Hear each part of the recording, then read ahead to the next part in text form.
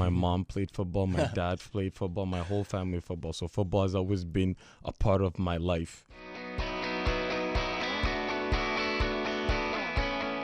And actually, that was my first time playing with a real soccer ball. I went to the washroom and I was feeling the ball and I couldn't believe it, and I started to tear up. And I always tell people this story. You're trying to find clubs and everything at the same time. I didn't have nowhere to sleep, so I was kind of actually sleeping at an abandoned church. And I think the craziest moment in that game was we lost 4-0, but I'm very competitive. I was kind of sad, and somebody tapped me in the back and says, "You had an unbelievable game. Can I switch jerseys with you?" And I look over and it's Nicholas Jackson. Our guest, Novello, when you meet this guy, when you get to hear his story, a refugee turned professional footballer, his character, his smooth demeanor, it is absolutely amazing. He is now a coach and a scout. This former CF Montreal player who shared the pitch with guys like Didier Drogba. He represented South Sudan's national team in a World Cup and an African Cup qualifier. I mean, this is exactly the kind of person you want to be talking to on a show. Well, he's on our show, and he's in studio with us this evening. So I hope you'll stick around and you're going to check it out, because we're going to get to know him and his story, and we're going to jam and talk a little bit about football. In studio, we got Novello Yoseke. Exactly, yeah. Seke? You got to explain how in the heck. I'm sorry, what was the middle name again? My middle name is Cosmos, which Cosmos, is Greek. And then my last name is Yoseke.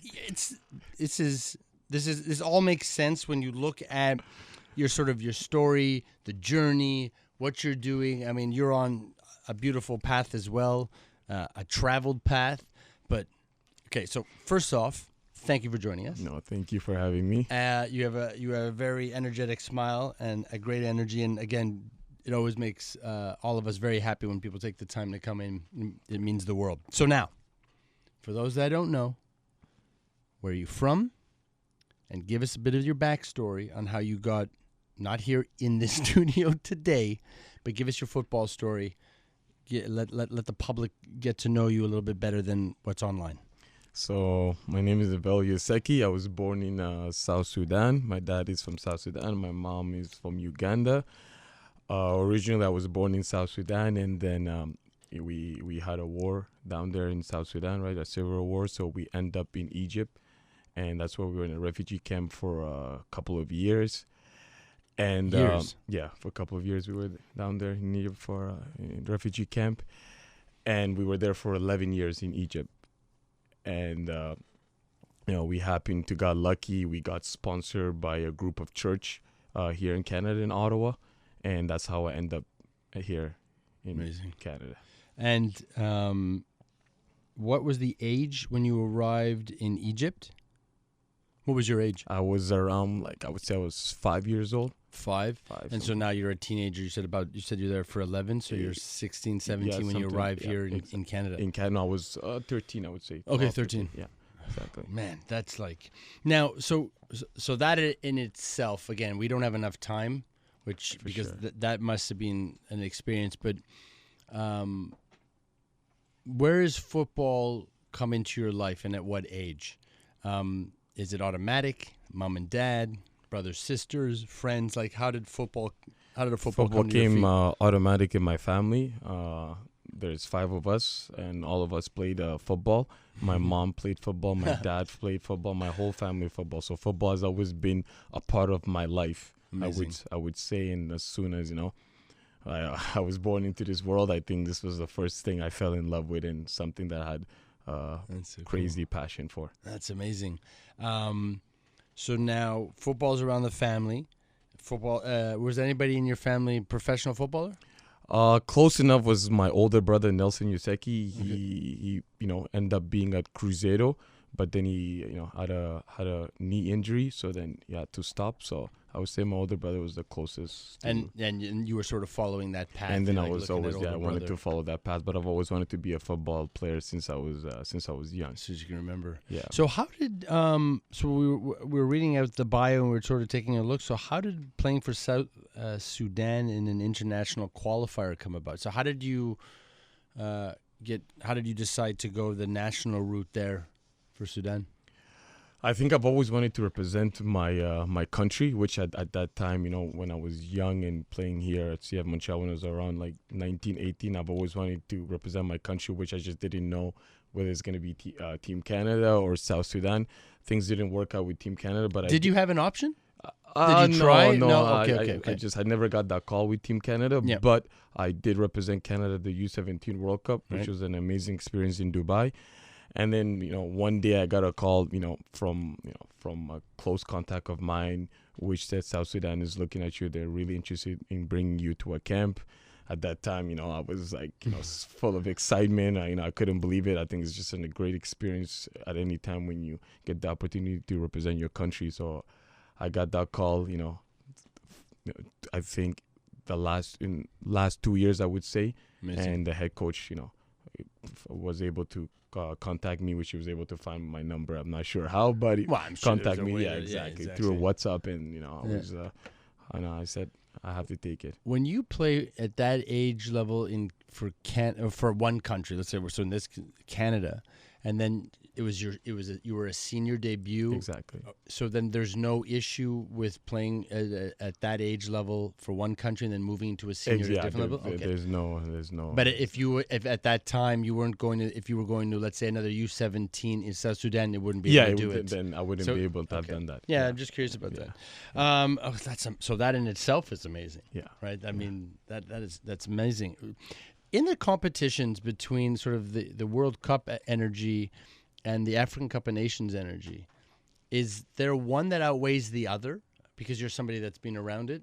Or is it not even, it's apples and oranges, you can't even compare the two? Yeah, you can't really compare the two. Okay. But I would say that like playing, in the African Cup qualifiers is a lot tougher than playing in the World Cup qualifiers. I just think it means a lot for African countries to win the African Cup qualifiers in our in your home soil, right? Yeah. So I would say there's not a lot of difference. I would say it's the same because everybody dreams of playing in the African Cup qualifiers. Everybody dreams playing in the World Cup, right? So Yeah. It's the same type of environment you get, the same type of intensity you get, right? So You get the same, and you think the fan base is the same? Sorry, not the fan base, but the fan intensity is the same as well? Yes, absolutely. Because Absolutely. Again, I've never been to an African Cup game qualifier or match during the tournament, but when I see some of the fans, like, dude, that energy looks just amazing. It's like when you're watching stuff out of Brazil or like Argentina, you're just like, it's that's the unbelievable. party, and I mean that with love, like, and just they're all in. The noise, the painting, the music, the food, like they're all in. Absolutely. And so I'm a little jealous. I gotta be honest. You should definitely go to a game. I definitely would love to. Definitely I'd love to should. go to a game. So now you're in Ottawa. You're how does your turn arriving in Ottawa now get you into professional football, right? Yeah. And then to where you are today. So give us a little bit of that story. Well, when I first came to Ottawa, right, the family that's sponsored my family here in Canada, they get a little bit of information about you. And so one of the information that they found out that as a family, we love football. So when we came to Canada, they kind of put us in a house league team, right? That's where I started right away. Nice. That's Ottawa really International. Cool. And actually, that was my first time playing with a real soccer ball when I was 13, Is that 14. right? Yeah, I've never played with a real soccer ball my entire whole life until I came to Canada. That's amazing. So like that right there, when I remember when they first gave me my real soccer ball, I went to the washroom and I was feeling the ball and I couldn't believe it, and I started to tear up. And I always tell people this story. Like, really? Yeah, it's like unbelievable feeling. I couldn't believe, I spent a lot of time watching football, and I've always kind of asked myself, how would it feel playing with a real soccer ball? And I finally got the opportunity coming here in Canada. And then, I started playing for Ottawa International, which obviously it was house league, so it wasn't the level for me. And a coach saw me there, and that's when I, now entered a more competitive team. At that time, it was called the Ottawa Fury. Yeah. And I was there for 2 years, right? I played there for 2 years, and I believe then at the age of 14 or 15, actually at my high school, a teacher named Matthew Blackwell took me to Brazil. and I had a tryout there I saw that, with Cruzeiro for 2 weeks, and it went on for 1 month, and then I ended up making it, so I ended up playing in Cruzeiro in Brazil there for a whole year. That must have been a crazy experience. It was absolutely crazy And you're experience. 16 at this point? And I was like 16, 15. I was very young, traveled by myself. Who are you living with in Brazil? One so of those we foster lived families, we lived all at the training together? facility. Yeah, all the from U10 to U23. That's where we all lived. Yeah, it was an amazing experience. There was 4 different soccer fields, a cafeteria, the school was there, and it was just honestly an unbelievable experience. At the same time, it was quite difficult because in Brazil there, you're competing against players that are, coming from, poor conditioning, poor environment, right? So I remember some of the players that looking at me wasn't so friendly with me, and I think because they want your spot. Yeah, you're all gunning for the same position. But then also at the same time, the coach did explain to me that players weren't going to be very friendly with you just because they know you're coming from Canada, and for them you're coming from automatically. Yeah, that I'm means coming from a first world country, right? Yeah. So I have it all, and them, this is make it or break it for them. But they don't know your story. But they don't know my story, That's right? right. So I remember like my first 2 weeks there, instead of passing me a normal ball, they're passing the ball to my chest, making it difficult. Yeah, so. Man, that's crazy. Yeah. I'm still processing the football part. Not to dwell on that, but it's you forget how lucky in North America we are with everything. Like you just forget it, and I'm saying that for myself out loud. I don't care who's like my kids we got 4 footballs in the house. Yeah, for sure. Right? For sure. Spoiled rotten. And then when you hear that, and I don't, and that sounds negative too. I don't mean that. I just mean you forget how fortunate we are, and then you hear that, and you're like, exactly. No, for sure. And that must have been rough in Brazil. Oh my God. Okay, so you play there. You're playing there for a year. Yeah. And what happens then? And then they needed my mom to move with me because I was underage at that time, right? And obviously we just, coming from Canada, we knew my mom could not make that jump and move to Brazil with me. So I had to come back home, which was a very sad moment for me, right? And then I was back to Ottawa Fury. And then funny enough, actually, there was like a open tryout happening in Ottawa. And I, at that time was going through a tough moment. And one of my, family friend was like, "Oh, I signed you up. I need you to go to this. You're a good player. Just try, just give it a chance." But I'm like, "Nah, I think I'm done with football." Oh, wow. Because I was so disappointed. So disappointed what happened in Brazil. So then I ended up going, and it was, at that time, the Montreal Impact tryout, right? In Ottawa. In Ottawa, right? So then it was like a match, 11v11 match. And I knew that I played very good. And at the end, the scout approached me and said, he really likes me, really likes the way I played. 2 weeks later, I'm at the Montreal Impact, doing a tryout. And at that time, it was Coach Jason. Yeah. That was my coach, right? Yeah. So, yeah. It's true, though, yeah. That's amazing. Exactly. How did you make the transition from playing with with the Impact, to coaching and scouting? Because that, too, is a different mindset completely. Obviously, you understand the game, I don't need that. That part's clear. And obviously, you being a footballer changes the way you look at everything because you just see it completely different. No, if you don't do it, you don't know it. For sure. No matter how you study. Yeah, right? for sure.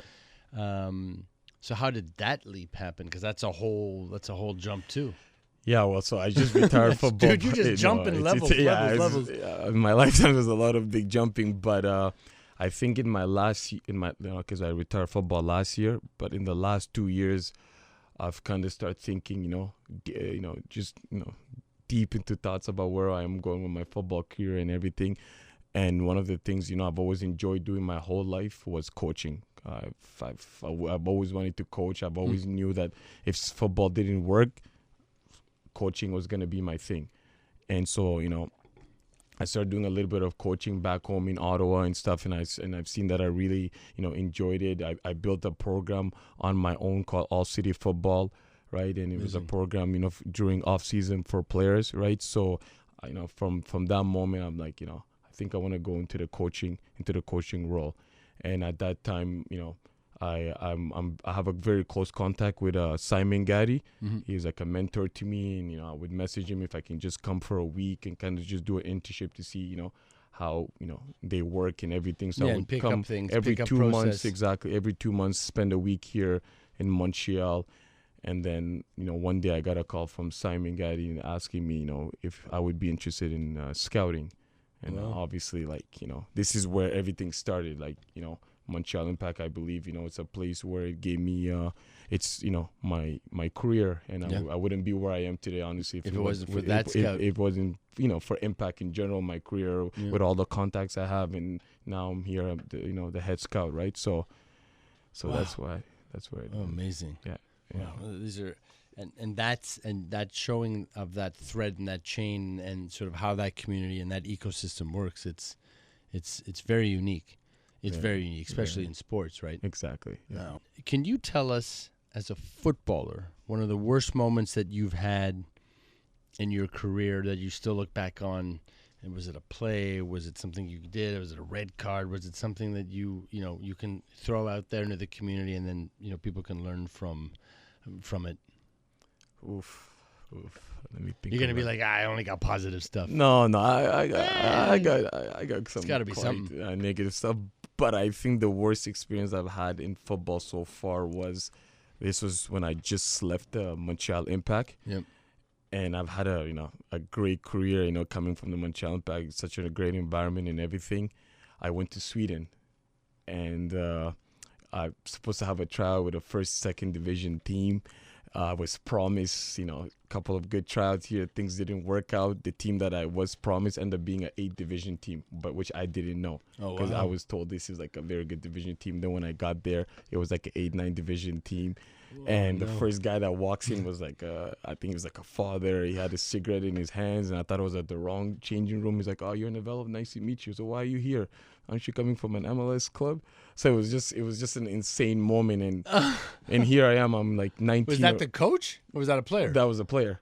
Get out of here! Yeah, that was a player. That was a player, and it's like a pub league. Yeah. So now I had to look back, and I was 19, 20. I didn't have a lot of money saved up. So I was like, do I go back home? Do I tell my family? I decided to kind of just stick it up and figure out, what's up, what's next, what to do. I didn't want to give up in my dream. I had to sleep. What was the name of the club? I don't even know. Do you remember how to say it? I don't even know how to say it. Honestly. Wow, no, it's fine. Yeah, I would have to go back. You'd have to go back, find out. Exactly. That's amazing. And so I was, there for a whole week trying to find clubs and everything. At the same time, I didn't have nowhere to sleep, so I was kind of actually sleeping at an abandoned church for that 1 week. What? And I said I don't want to look back, and football's all about sacrifice. You hear stories about Ronaldo, Ronaldinho, the Brazilians ones, right? They have sacrificed a lot in their life. So I said, this is just a chapter in my life that if I really want this bad, I'm gonna have to sacrifice it for the week. So I was there for a week, sleeping in an abandoned church, knocking at clubs' doors, asking if I can get a tryout. I got a couple of tryouts with a 2nd division clubs. It just didn't work out. And then, 2 weeks later, I ended up, finding a club in the 3rd division, ended up signing there. And what was the name of that club? Oxfordsham. Right. And that was for how long did you play with them? I played there for a year. Yeah. Yeah. Amazing. Yeah. So it did work out. So it did work out at the end. But holy, my goodness gracious. So then, I don't even want to dwell on. You're gonna have to. I hope somebody's told you got to write a book eventually. You got to do something. You got to mark all this down. I've been told. No. Every time I ask you a question, we go down a rabbit hole. If we need, this show needs to be 5 hours to be able to get to know you. Yeah. My goodness. Okay, so negative aside, boom, done, because it went into the light. You got the team you needed, 2nd division. Yeah, for sure. Give us one of your favorite footballing moments as a footballer that you remember today that you just you hold on to. I think you're gonna like this one based on who you told me your favorite team is. But when I first got called up with the national team, my first game was against Mali, and just playing against Busuma was an unbelievable. And I spent Saturday mornings watching him play against some top teams. And here I am, the South Sudan. I was playing as a 6th defensive midfielder, and Busuma was playing as a 10. So that's who I had to go up against, and the coach wanted me to, defend. So that was that was an amazing moment, and that was during the African Cup qualifiers. And then 1 month later, I get called up again with the national team, but for the World Cup qualifiers now, and we went up against Senegal. And I remember I wasn't sure if I was gonna get called up for that game. And just the week before that, I was watching Man City versus Chelsea, and Nicholas Jackson scored the winning goal. I think it was 2-1, and couple of weeks later, here I am playing against, Senegal, against, Sadio Mane, Busuma, Packed stadium. Koulibaly, Sar, packed stadium and everything. And I think the craziest moment in that game was we lost 4-0, but I'm very competitive. I believe that we were gonna win, and I was kind of sad. And somebody taps me in the back and says, "You had an unbelievable game. Can I switch jerseys with you?" And I look over, and it's Nicholas Jackson. Get out of here! I couldn't Get believe out it. of here! And I just, we took a picture. Did you get a photo? We got a photo. You gotta send me that photo later one day. I gotta send you for sure. That's amazing. Yeah, so we took a picture. That's amazing. Together, so it was awesome. And then later on, Sadio Mane comes to me and also says, "Good game." And that's actually my mom's favorite player, right? So Mane? Mane. So I told my mom. Sorry, I told Sadio Mane, you're my mom's favorite player. Did you make him say So something? no. So he tells me he's such an humble. It's unbelievable how humble he is. Yeah. And he tells me, "Do you want to take a video with me?" And I'll say hi to your mom. And so we take a video, and he says, because my mom's name is Molly, he says, "Hi Molly, how are you? I'm here with your son." Yeah. And it's just that was like the one of the best experience I've had. I spent most of my life watching these guys, and there you are, and here I am beside them. And I would never in my life think I'm gonna be there, because where I was in Egypt and South Sudan, it was all about surviving, right? So my main focus is how am I gonna survive today. I never thought bigger, and and here I am. Bigger, so the gigantic exactly story. Yeah. And this is why it's important, not because of the show, but why you need to talk and you need to tell people these stories. For sure. This is huge, man. Like listening to you talk, my jaws drop. Luca doesn't know what's going on. This is amazing. I'm sorry, but I'm no. That's why I was saying, like, I don't care what's on. Like, the research isn't there. Yeah, for sure. What you are doing, and you need to talk, and you need to tell people everywhere, and kids, boys and girls that do go through quite a lot to make it somewhere in North America or somewhere where it's safer to try and go after their dream, and then listen to people that still fall down, get back up, still fall. Again, this is not a Tony Robbins video, but like it's not a joke. You're living proof.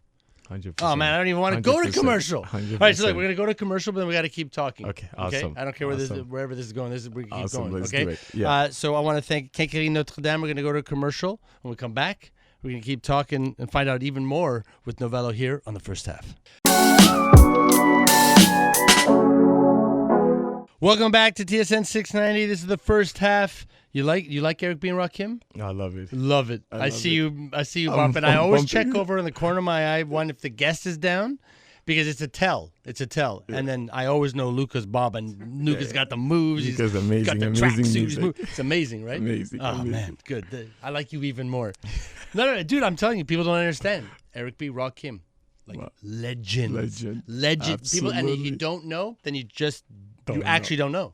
And I know I'm dating myself, and I get it, and I don't care, because it's like football. If you don't know the original Ronaldo, no, but right, people have the original Ronaldo. You shouldn't have to say that. Exactly. Okay, so welcome back. For those that are joining us just now for the first time, your story is nuts, and we're gonna dive a little bit deeper. Awesome. Well, actually, let's go fluff. First off, who do you support? I want, because you called me up with a little Chelsea, little Jackson action with all that. What's your team? What team do you follow? So my favorite team is Real Madrid. Now, why is it Real Madrid? I think just because of my favorite player, Guti. Mm-hmm. Yeah, so Totally fair. Guti was one of my favorite players, so that's what made me fall in love with Real Madrid. Yeah. Do you remember? Was a specific game? Was there something specific that jumped out at you, and you were just like, oh my god? I think his style of playing. Yeah. I just loved his style of playing, almost like a box-to-box type of player. And, Yeah. Just watching him. And the reason I'm asking is because it's also to clarify that you're not jumping on any bandwagons. No, yes. Yeah, that's right. I do want to clear that. I know that's I'm why a Real Madrid because of Guti. It's clear. It's clear. Awesome. World Cup's coming this side of the world.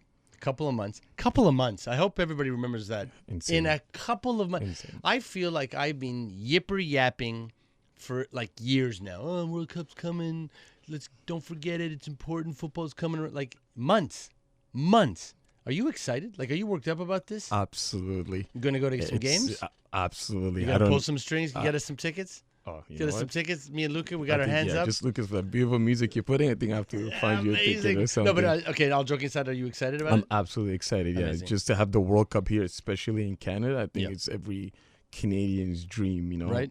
to host a World Cup, and now this happening here is absolutely amazing. Are you going to take some time because of, I mean, it's in the middle of the summer and it's a pretty busy time of year. I know there's going to, I think most leagues take a break for about two weeks, probably in that very heavy start point where there's literally 5 games per day. Like Exactly. It's going to be one of the, no one's going to watch anything else, so there's no point in playing. Yeah. Will you try and go to some games outside of Canada as well, like somewhere maybe absolutely. in the US? I think in the US is Yeah. where I'll try to go to some games. Especially East I want Coast or? Anywhere, honestly, depending where Brazil is playing. That's the first. Oh yeah. That's the first country I want to watch. I grew up watching Brazil. Is that okay? And then, so you got like you're Brazil. You're yeah. But I'm 100%. I'm going to be supporting Canada. That's for sure. But I think just growing up, every World Cup, every 4 years, Brazil was my team. So I think it's the first country I'm definitely excited to watch. I was talking to somebody not too long ago, and listen, my team is England, 3 Lions all the way. Yeah. Canadian. So obviously I'll back those, the maple syrup boys. But like for me, like if they came head to head, I'm pretty sure I'd have to go with the Lions. Like wow. Okay. It's pretty terrible. I'm probably just like ostracized everything, all that beautiful love that I get from Team Canada. I love you. Thank you so much for everything, Joel and everybody else. You're amazing. But like it's just been in the DNA for so long. Of course, yeah. But I got to tell you, I want to see Brazil win a World Cup Absolutely, now, yeah. And I don't know why that is, because they've got enough, right? Like of course. Poor England, it's pathetic. Like, It's time to bring it home, actually. Right? Yeah. But Brazil, I feel Brazil needs like a World Cup now. Yeah. I don't know. And watching people mouth Italy to me it won't work. You have enough too. Like everybody's got enough, but Brazil, like I feel like it would be special. Yeah, it would be. It would be, amazing. Especially they've been struggling a little bit, so yeah, it would be.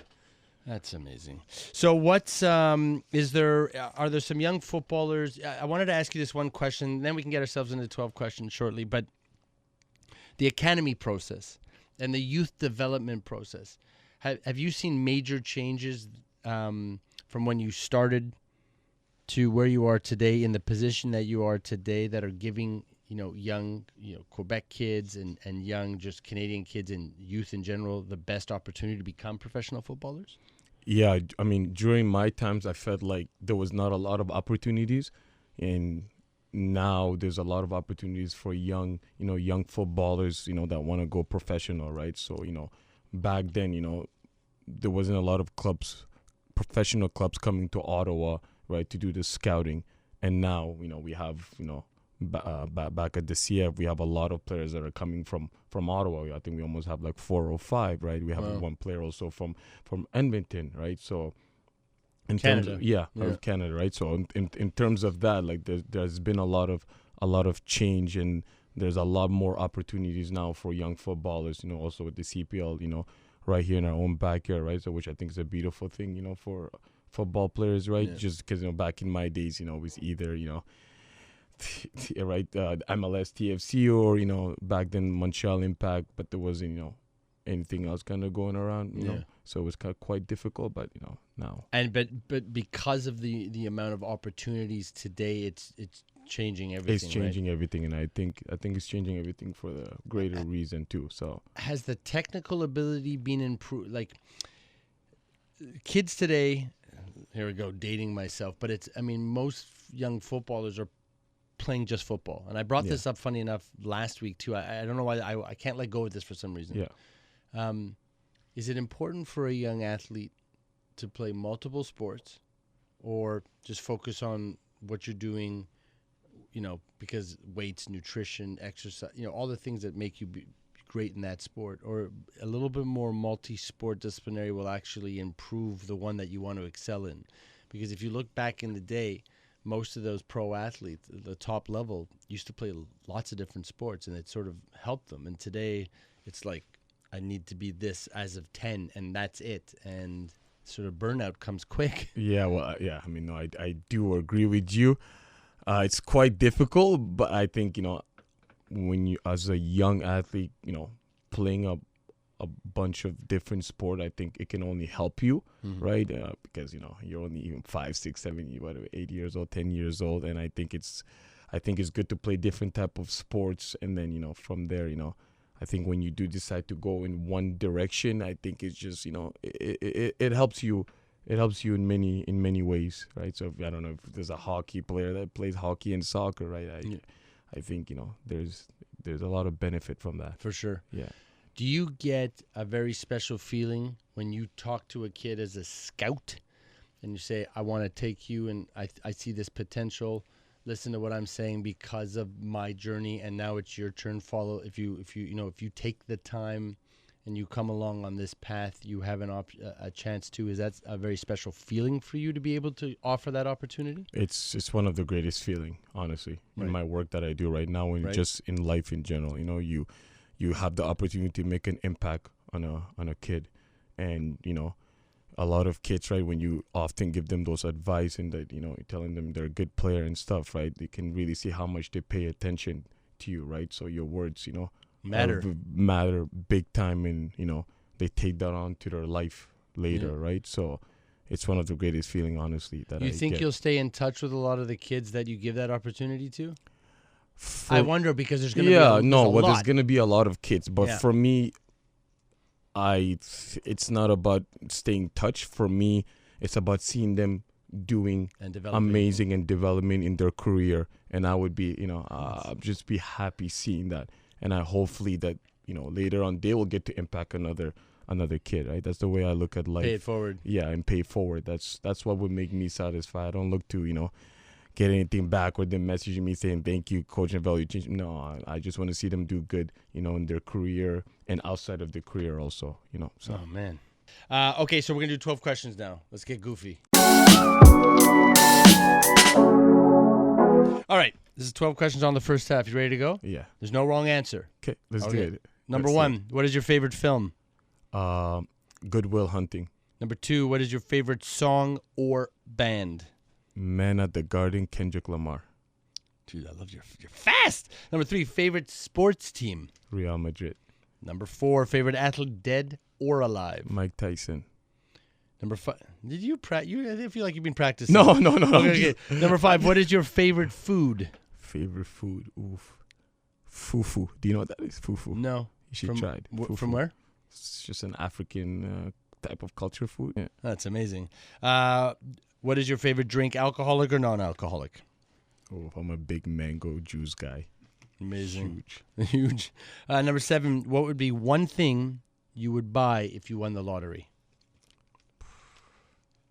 It's a tricky question.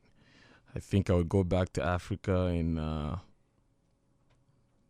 build a lot of football fields. Amazing. Yeah. Very cool. Kai Kamara is doing a lot of good stuff too out there. Anyways, we're going to talk about this after. Number 8, dream trip. Dream trip. Oof. Japan. Yeah. I think I would love to go to Japan. I love the culture. Have you ever been to Japan? No. Okay. Yeah, for sure. That sounds like a dream trip. Number 9, how do you deal with stress?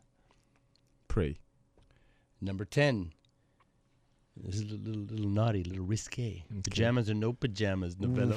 Ooh, don't blush. No pajamas. Ow, no pajamas. Novello, you heard it here first, ladies. Number 11, what is your favorite fashion brand at the moment?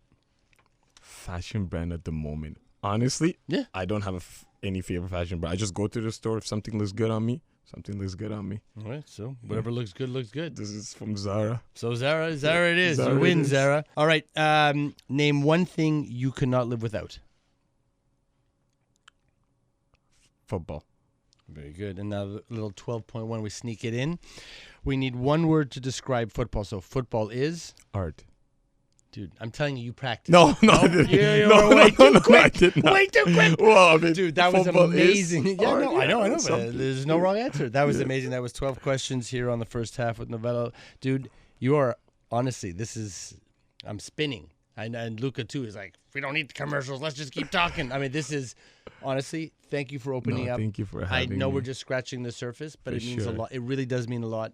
And people will learn and listen, and I'm sure there'll be all kinds of contacts and comments. And you've promised to come back. 100%. And we're going to stay in contact. And again, we're gonna figure out some ways to connect also with the Goal Initiatives Foundation. I'm sure there's some stuff we can do to help each other out. Definitely love to hear that. Thank you again for joining us here on the first half.